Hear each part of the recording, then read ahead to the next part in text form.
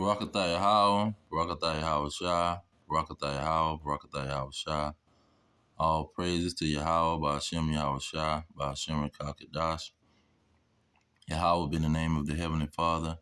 Yahweh Shah be the name of His only begotten Son, who they ignorantly call Jesus Christ. Now here in the thumbnail you see how Richard Pryor, he walking down the street and the Ku Klux Klan walks up right beside him. And this movie came out pretty much when I was born, around about 81. I think it was called Bustin' Loose. And he was like a bus driver. And the Ku Klux Klan pushed him out pushed the bus who got stuck in the mud. They pushed him out of the mud to push the bus out of the mud. But this picture also showed, mind you, he was talking mess. When they walked up on him, he talking all kind of mess about he his mama's son and nobody messes with him. And so, and that's the mentality of these blacks and Hispanics who don't understand their enemy and prophecy. Now, when you go into the prophecies, it always show how these pretty much Edomites is going to come after Jacob. And at the end of their kingdom is when it's going to be a major time of trouble. Now you got these fake pastors trying to come up and say it's going to be Esau's trouble. But no, they only getting it from the phrase of Jacob's trouble. And when they say Jacob's trouble, it means Jacob's trouble. Don't mean Esau's trouble. But they trying to twist it. So to give a good example of it is when Jack Johnson was I've been bringing this information out, when Jack Johnson and the Israelites start to tell pretty much everybody that they could tell that all the so-called blacks in America was Israelites or the Jews from the tribe of Judah. When they start to tell this and start to wake up to their nationality, this is when the birth of a nation pops off. See, this is when Esau, and he starts to get wrathful. He starts to get great anger and feel that his time had done came short or was over, because you had these Ku Klux Klan members in the birth of a nation. They started to start their propaganda again. You had them harassing Jack Johnson, hanging black men every time he had a fight, and then you had them using the King Kong propaganda. Let me see if I can get that real quick. Now, the King Kong propaganda came because he liked to be with white women, or Edomite women. So they was always mad due to that, but the context had to be put in perspective. The Israelites was waking up, and so the religious pastors was paying close attention. These Edomite pastors was paying close attention. The elites was paying close attention. And they started World War I, and they started the Federal Reserve, centralized their money system. Soon as this popped off, they was over there in China, colonizing the Chinese and organizing them around about this time too. And so this was a major time in history. But we at the same exact time again, and this is the time where the Great Awakening is really happening. See, that was just the beginning of the awakening in 1910, but now this is the climax of the awakening, and it's a great awakening. And these Edomites, they starting to do the same thing. Let's get that. Here in Florida,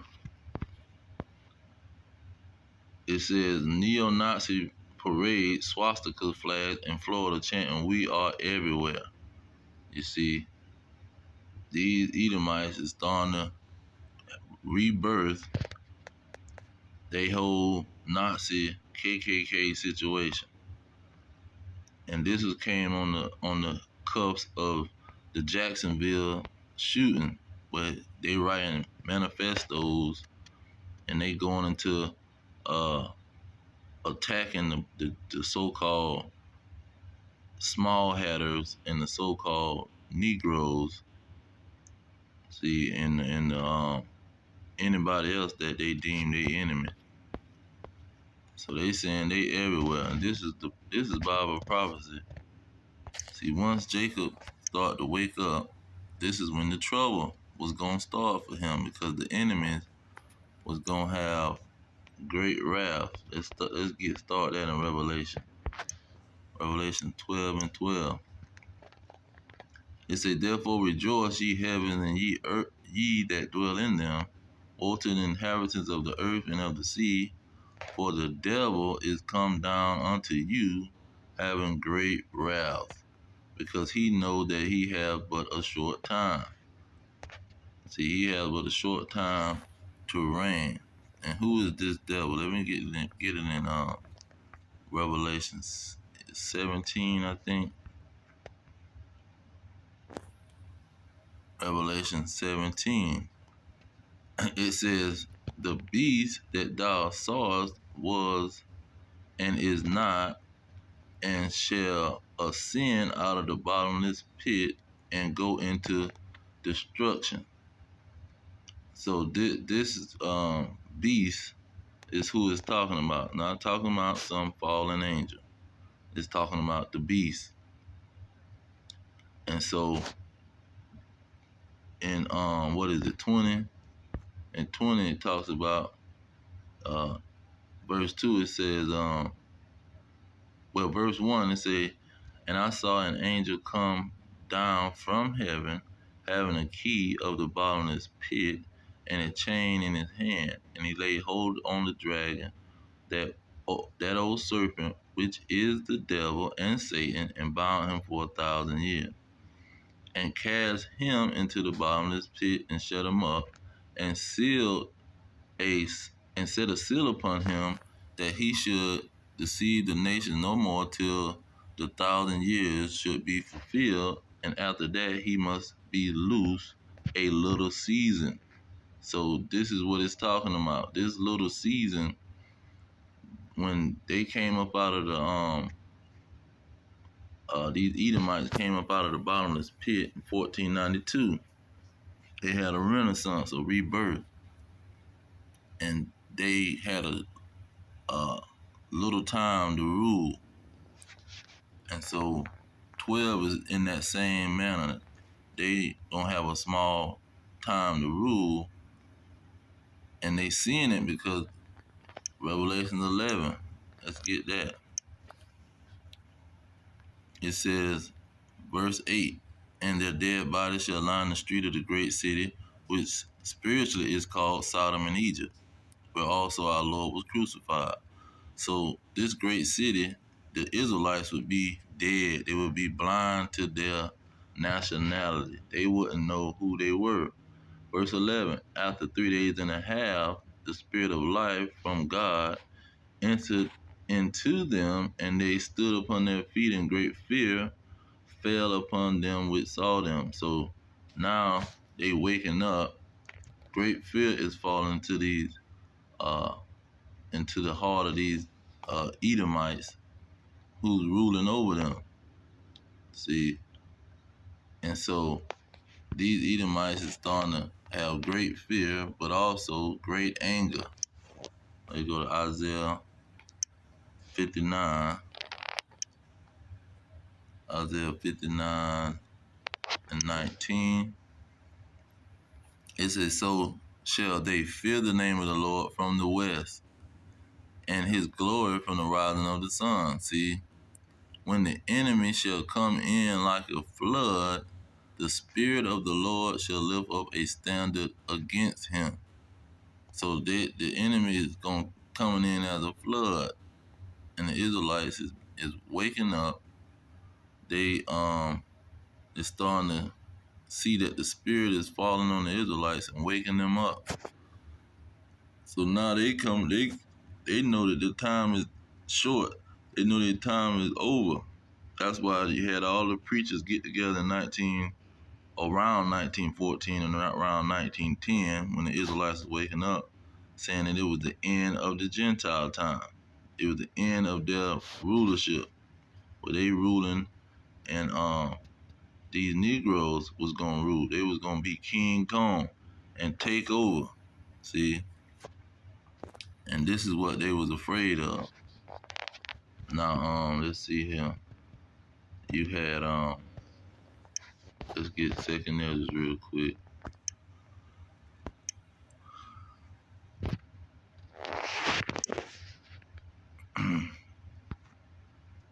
Verse 68. It says, for behold, the burning wrath of a great multitude is kindled over you, and they shall take away certain of you and feed you, being idle with things offered unto idol.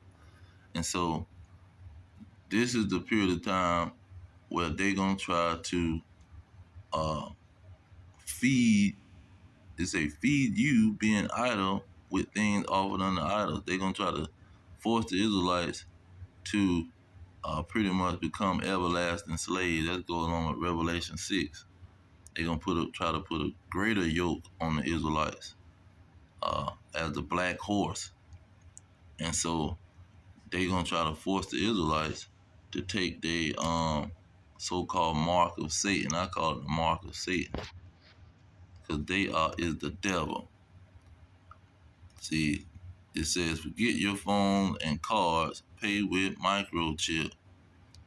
This is what they're gonna try to implement into the world, and it's gonna put a yoke on everybody, in the world, but mainly on the Israelites. Now, when you go on back into the scriptures, verse 69, it say, and they that consent unto them shall be had in derision and in reproach and trodden under the foot. So it's gonna be Negroes consenting to these devils. See, going along with they trap and they snare that they setting out, or whatever they commanding the Israelites to do.